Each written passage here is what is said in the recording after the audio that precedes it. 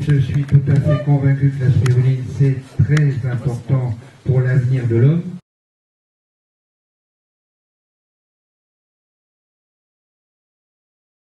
Pourquoi la spiruline? J'avais dit parce que 3 milliards d'années ça compte, parce qu'il y a 868 millions de malnutris dans le monde. Dans les pays développés, vous en avez 16 millions.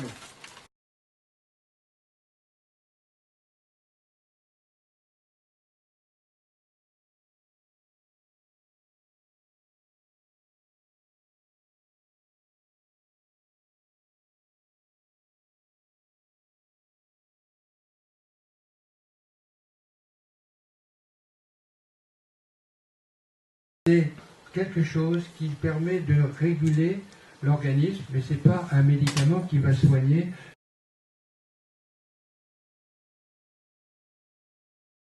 Depuis 25 ans, pour moi, la spiruline, c'est la base.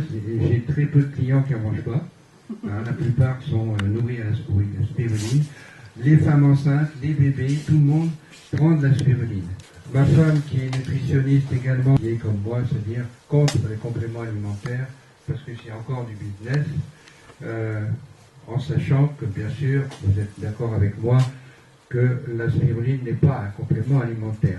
C'est un aliment top ou un super aliment, mais c'est un aliment tout court. Et c'est pour ça que je suis convaincu que, on verra après, bien conçu, bien cultivé, il ne peut pas y avoir d'effets secondaires ni de problème avec la spiruline.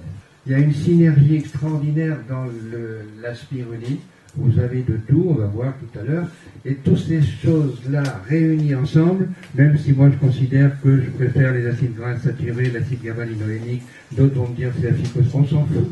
Ce qui compte, c'est que la spiruline, elle a ses vertus, ses qualités, parce que c'est la spiruline. Parce que c'est votre arrière-arrière-grand-mère et qu'elle présente tout ce qu'il faut pour qu'on ait un certain équilibre. D'ailleurs, tout de suite, je vous dis, comme c'est votre arrière-arrière-grand-mère, moi, personnellement, sur le nombre de patients qui en mangent, j'ai jamais vu d'allergie à la spiruline.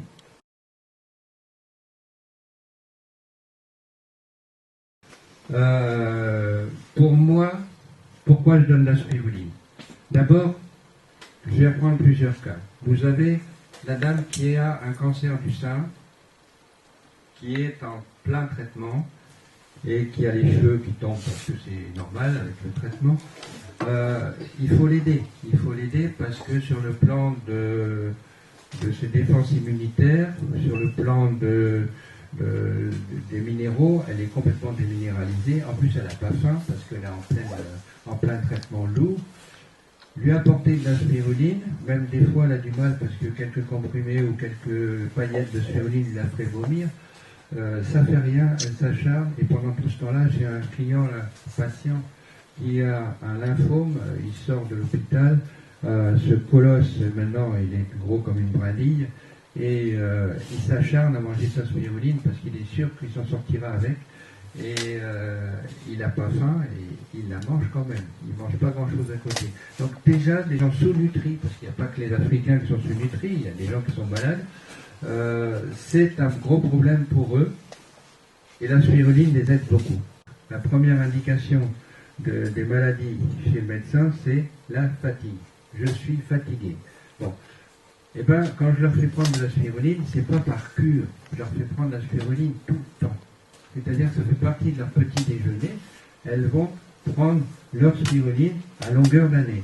Alors quand je vois sur des boîtes marquées faut prendre 3 comprimés d'abord, puis 4, puis 6, puis je sais pas combien, puis il faut faire des cures parce qu'il peut y avoir des problèmes, c'est n'importe quoi. Ça c'est encore du business, je vais croire que c'est un médicament. Alors moi j'explique à chaque fois aux gens que c'est pas un médicament ni un alicament, c'est un super aliment qui permet d'avancer dans la vie. Il y a également tout ce qui est baisse immunitaire, justement, les gens qui ont des rhinopharyngites à répétition, des enfants même qui ont des otites souvent. Alors il y a d'autres raisons, mais quand on leur donne de la spiruline, j'ai souvent vu des mamans qui la première année a donné le traitement homéopathique pour les sortir des antibiotiques et puis des corticoïdes. elles se mettent à la spiruline, à l'homéopathie, et la troisième année, elles ne donnent plus que la spiruline. Il n'y a plus d'homéopathie, il n'y a plus rien. Et puis on perd un client, mais tant mieux. Hein.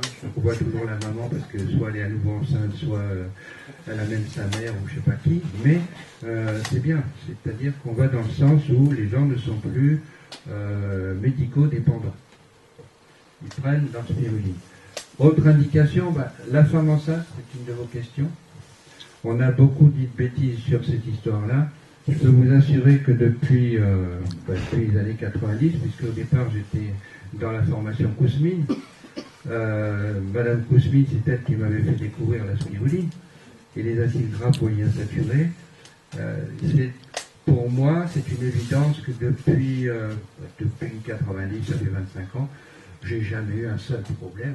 Sinon, des magnifiques bébés avec des mamans qui prennent 5 grammes de spiruline en moyenne tout le temps. Et après, elles allaitent, et en allaitant, elles reprennent la spiruline. C'est avec les acides gras, l'acide gamma-linolénique, on n'en trouve que dans l'huile d'olive, on n'en trouve que dans l'huile de bourrage et dans le lait de femme. Et dans la spiruline. Donc une femme qui allaite, elle a de la chance de manger de la spiruline en même temps, puisqu'il y a des femmes maintenant qui aiment bien allaiter longtemps. Et je trouve que c'est une merveilleuse indication. L'histoire de... Je ne vois pas ce qu'on peut reprocher à la spiruline, sinon certaines formes de spiruline dont je vais parler après. Les autres indications, j'ai vu là pour le HIV, le sida, qu'est-ce que peut apporter la spiruline. Là, j'ai une expérience directe, c'est-à-dire qu'on avait un cardiologue français qui était venu à Bangui pendant 4-5 ans. Ce cardiologue, très rapidement, s'est aperçu qu'il ne faisait plus de cardiologie, il n'avait dans son service que des sidéens, parce qu'en Afrique, il y a du monde. Et un jour, il m'a dit, tiens, on pourrait donner la spiruline pour voir ce que ça fait. Alors, il ne faut pas dire que ça combat le sida. Mais par contre, quelqu'un qui a le sida, quelqu'un qui est très maigre, qui a une constitution très frêle, une immunité très basse, puisque les CD4 sont en plonge, le système lymphoïde, c'est-à-dire les globules blancs lymphocytaires, sont très bas. Le fait de prendre de la spiruline, ça améliore le statut du sidéen. Mais on ne va pas aller dire que ça guérit le sida, heureusement. Donc c'est un énorme stimulant immunitaire. Ce n'est pas un dopage, mais c'est très utilisé de plus en plus dans la médecine sportive, parce que justement, on peut faire pipi dans un flacon derrière, et il n'y a pas de dopage. La spiruline, c'est un moyen d'être au top toute l'année. C'est pas un truc qui fait grimper puis qui fait retomber. C'est pas de la vitamine C, c'est pas un coup de fouet.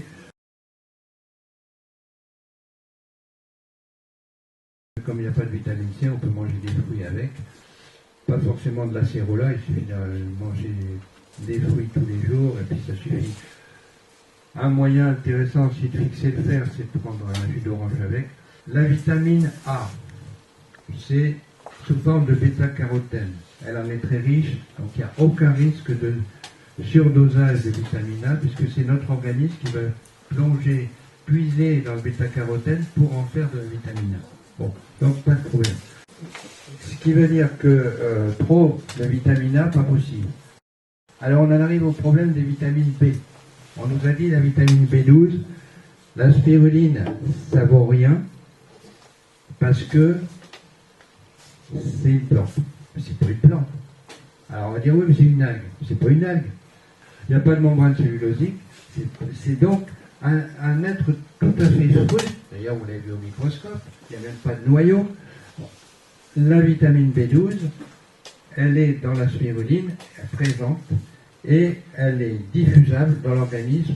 Donc les gens qui sont des végétaliens, c'est-à-dire plus que les végétariens, les végétaliens, ils ont déjà les légumineuses, ils ont les céréales, mais la vitamine B12 c'est assez pauvre. S'ils prennent de la spiruline, c'est un apport supplémentaire intéressant.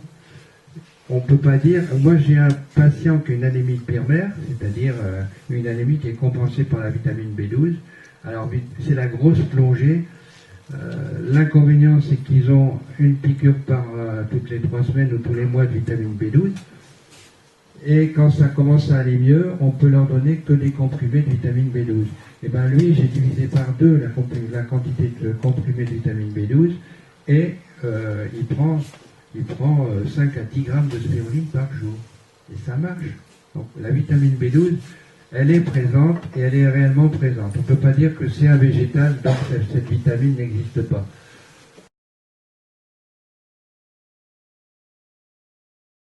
Et on a fini par trouver que la biodisponibilité intestinale du fer, des végétaux et aussi des êtres comme la spiruline ne pouvait être que de 6 à 10%. Parce qu'il ne faut pas croire que quand vous mangez quelque chose, vous ingurgitez 100%. Il faut que ça passe dans vos intestins. On donne de la spiruline plein pot à ces gens-là, et je dois dire qu'une anémie importante, c'est très difficile de remonter avec que la spiruline. On n'a pas à dire qu'il y a trop de fer dans la spiruline. Il y a de tout, sauf la vitamine C, bien sûr.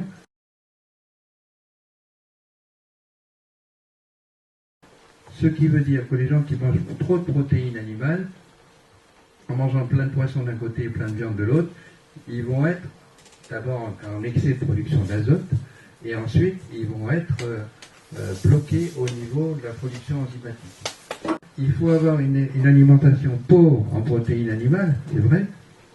C'est que la spiruline, on ne peut pas la chauffer. Elle, si on fait une apertisation de spiruline, il n'y a plus rien. Les oméga 6 sont ultra, enfin l'acide gamma-linolénique est ultra fragile. Il ne faut pas s'amuser à balancer de la spiruline chauffée. C'est un peu dommage. La surveillance de la chlorella n'est pas aussi forte que la surveillance de la spiruline, parce que vous êtes là avec vos bassins, vous calculez, vous cherchez, vous faites attention. La chlorella, c'est pas du tout ça. Donc moi, je me méfie de la chlorella. Pourquoi? Parce qu'elle peut déjà avoir, comme les mauvaises spirulines, une spiruline chinoise qui est dans un coin pollué, vers Shanghai, pas la ville de Shanghai, mais le lac Shanghai. Il y a une énorme production, c'est que le grand producteur de spiruline au monde, c'est la Chine. Donc c'est Mao Tse-tung qui a introduit la spiruline en Chine. Mao Tse-tung en a fait l'aliment numéro 1, et il y en a partout. Dans tous les magasins, vous trouvez de la spiruline. Il y a des champs de Barbarou, qui est à Ifremer, qui a été un grand chercheur, et qui maintenant est quasiment à la retraite, mais comme c'est un grand photographe aussi, c'est lui qui fait les photos. Il a été envoyé à Shanghai, au lac Shanghai, et il a été impressionné par les hectares et les hectares de bassins de spiruline qu'il pouvait voir. Là, c'est complètement pollué. Il n'y a aucune surveillance, vous prenez ça, on ne sait pas comment. Donc il est très important d'avoir une spiruline qui n'est pas déjà plombée. C'est ce qui est certainement arrivé dans certains cas. Il nous faut une spiruline vierge, pure, qui n'a jamais ramassé de toxiques et de métaux, ou qui n'est pas à côté des gaz d'échappement.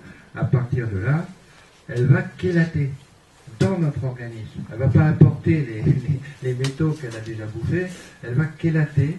Elle sert de ligand, comme on dit, c'est-à-dire qu'elle chope le plomb ou le mercure ou l'aluminium, et elle va partir avec dans les intestins et on va l'éliminer.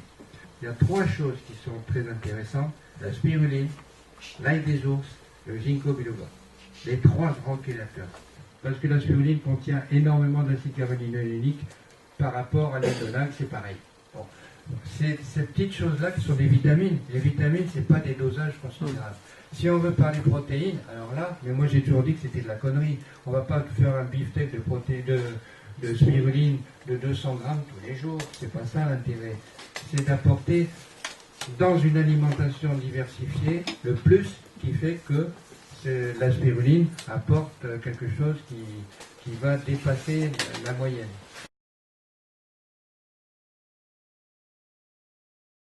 Ça, voilà. Ça, c'est la merveille des merveilles.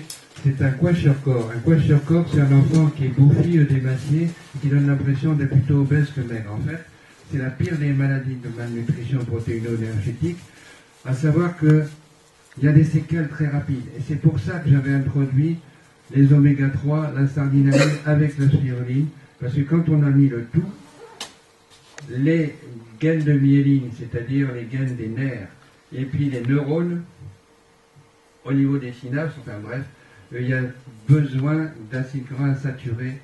Et quand on a donné spiruline poisson, ces enfants-là se sont mis très rapidement à retrouver un poids normal et être en forme. Donc on sauvait leur cerveau, ça ne faisait pas des tarés au sens médical, hein, tarés au sens médical, ni des enfants atteints de pancréatite ou de cirrhose du foie.